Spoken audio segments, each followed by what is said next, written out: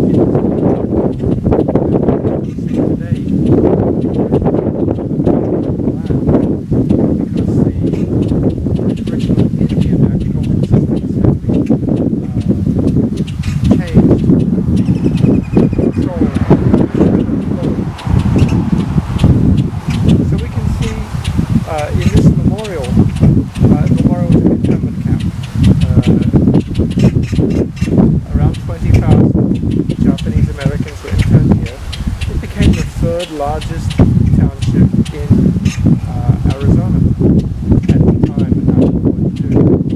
So it's a fairly significant number of people. Right now you can see, we're going to have a closer look. You can see the area. It gets very hot in the summer.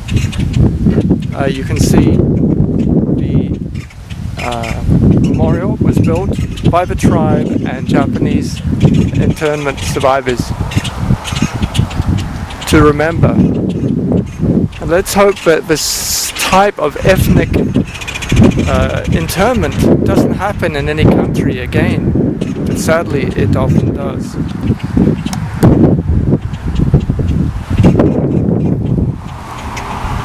So this is the memorial, and this is the seal of the great seal of the Colorado River Indian tribes. This is the site of the Polston War Relocation Center with 17,867 persons of Japanese ancestry, the majority of whom were United States citizens, were interned during World War II from May 1942 to November 1945.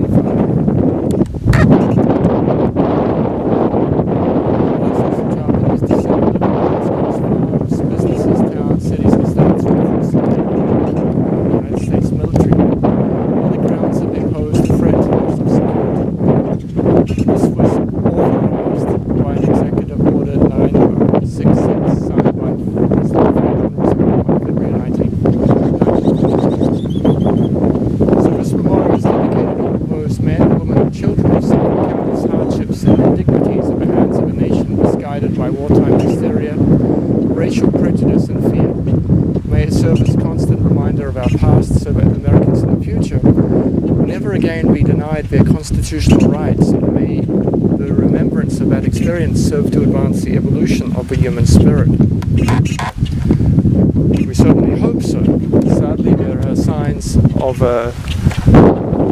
ethnicity featuring in recent political moves in the United States.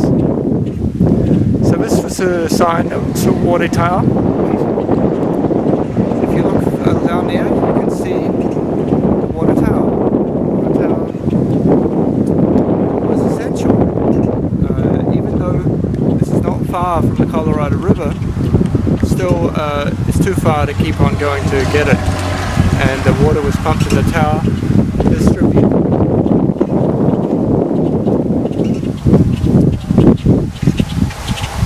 So overall in the United States, 120,000 persons in the western states were evacuated and interned by military law, with 15 centers.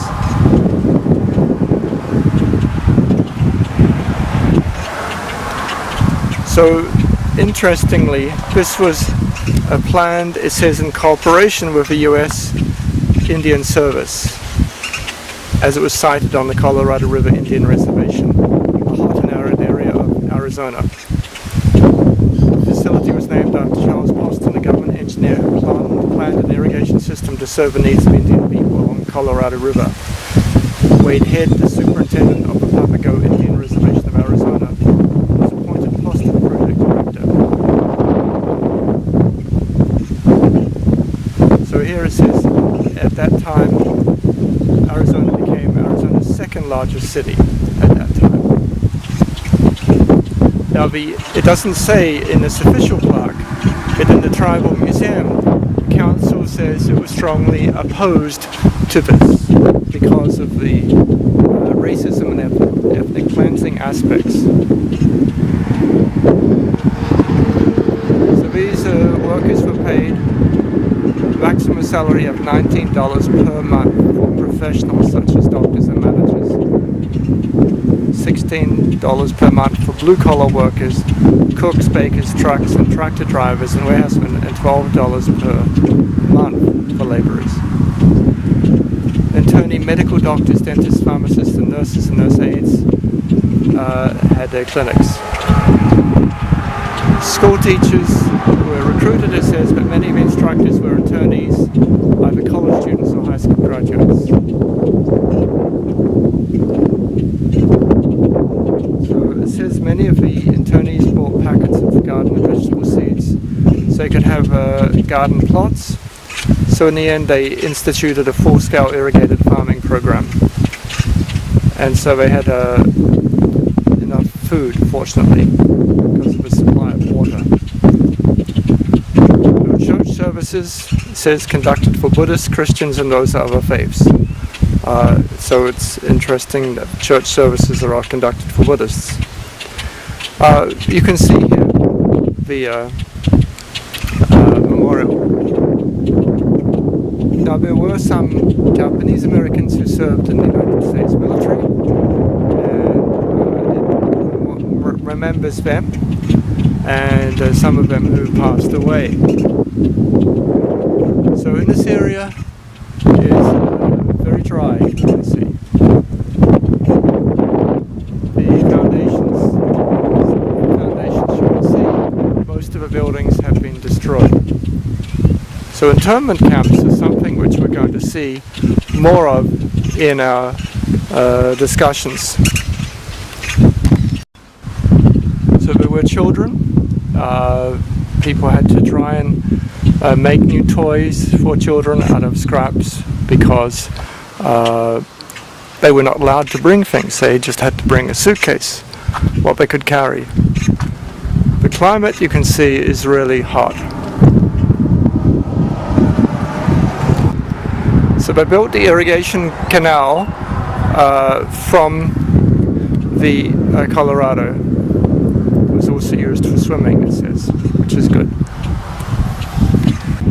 And this plaque is talking about the sovereignty of the Colorado Indian tribes. The essence of the land exists in the hearts of indigenous people. The historical context in 1775 when Father Garces of Spain journeyed the Colorado River, he found native people living along the banks of the river in communities as they have done for thousands of years. The people were Mojave and Chimahese. The King of Spain recognized the sovereignty of the sole occupants of the territory and treated them as such. Mexico seceded from Spain and entered into warfare with the United States in 1848. Mexico signed the Treaty of Guadalupe. In this treaty, Mexico acknowledged the sovereignty of Indian people and admonished the United States to do the same. Shortly thereafter, the progression of the influx of outside influences throughout this territory made it imperative for the United States to establish the Colorado River Indian Reservation by executive order on March 3rd, 1865. The creation of the reservation secured the continuity of the language, culture, and traditions of Mojave, Chimahese, and assured the retaining of traditional plants. From the time of its formation in 1865, the Colorado River Indian tribes have moved forward, determining a sovereignty and authority to regulate a legal tribal government as established by the original constitution of laws approved in August 13, 1937. So it says at the time of this plaque there are 278,000 acres of land. Each of the four tribes has their culture. And this reservation is lucky, fortunate that they have been located next to the river, and the river is still large. This is another internment camp, the remains boot camp on Gila River Indian community. It was another one. 13,000 people lived in this camp, 1942 to 1945.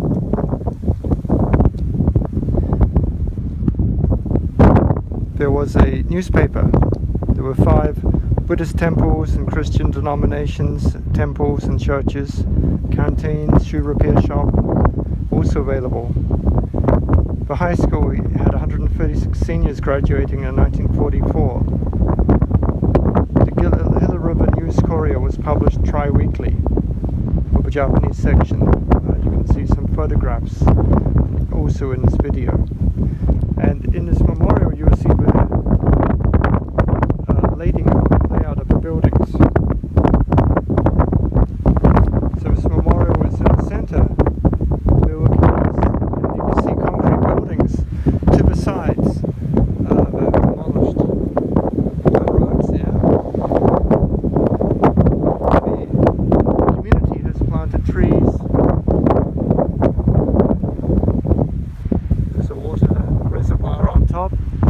Supply water. There's concrete buildings. Remains of the buildings were a drainage system. It was the 4th largest town in Arizona in World War II, and it was an internment camp. Now, if they were lucky, they may get, like today, rains.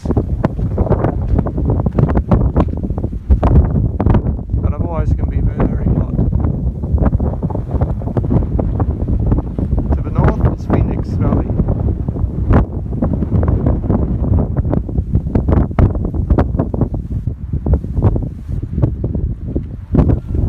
So these are the remainders of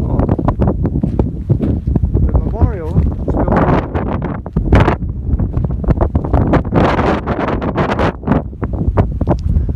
Some of the members of the community also enlisted in the US military and served as soldiers, even though their families were being kept as interns. It's a concentration camp. So one can imagine what it was like 65 years ago in these camps. Suddenly being brought from suburban Los Angeles in California, San Jose, San Francisco, largely on the west coast, and put in the desert to stay for 3 years. They could only bring through suitcases of things. The assets were frozen. They couldn't get their property. They had to lose their property in art. So it's a very sad episode.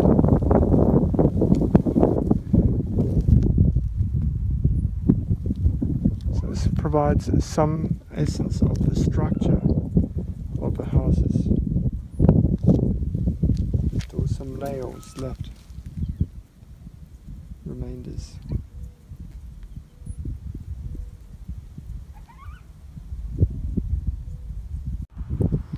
So you can see there, strangely in the desert, the concrete foundations of the buildings are still here, of the internment camp. The memorial on the hill.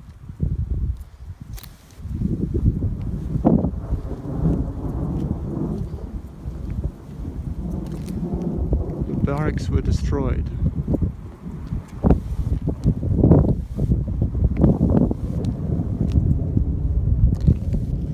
Seasonal rain is going to start coming, a monsoonal rain.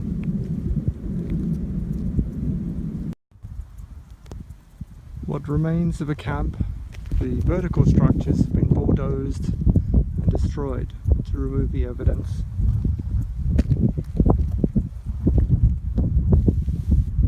The Indian communities did not want to have interns. They felt like a prison within a prison. It is the words they use. But they were forced.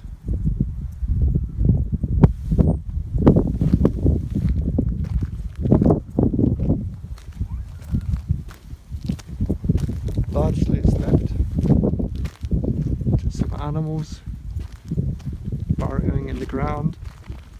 There are still some water reservoir tanks. They provide water.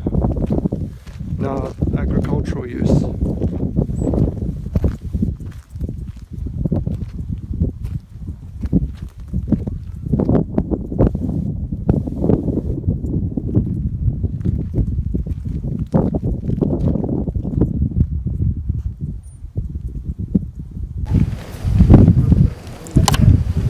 There is a piece of a Berlin Wall. It's at the Reagan Presidential Library, California. When people are talking of immigration and borders, they're talking of walls. Ironically, the same country that was against the Berlin Wall is talking about making its own wall. Many people died trying to cross from East to West Berlin. The East Berlin side is clearly less colourful than the West Berlin side. Freedom symbolically is represented by art.